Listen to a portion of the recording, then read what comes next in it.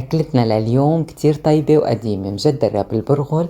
اليوم رح أقلكم كل مقاديرها لتطلع معكم مزبوطة. خلونا نشوف سوا.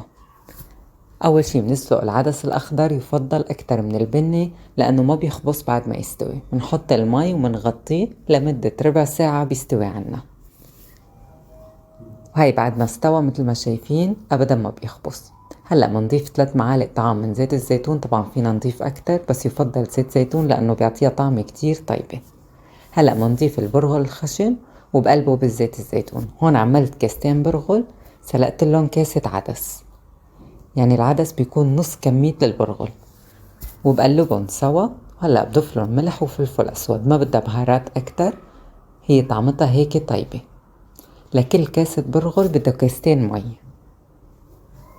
هلأ منحركها شوي ومنغطيها لمدة 20 دقيقة. وهي بعد ما استوت أبدا ما بتخبص معكم وبتطلع مفلفلة كأنها مثل الرز. هلأ للبصل اللي على الوش يفضل استخدام البصل الأبيض. بنقليه بكمية زيت شوي كبيرة، مش منشوحه تشويح، بنقليه قلي مشان يطلع عم يقرمش ولونه حلو. مثل ما شايفين بستمر بتقليبه، بس يصير بهيدا اللون فورا برفعه لأنه بيكمل أخد لون أكتر بعد ما أرفعه. هلأ بقدمه بهاي الطريقة وبحط البصل على الوش. ما في أطيب من المخلل حده. بتمنى تعجبكم الطريقة وألف صحة وعافية.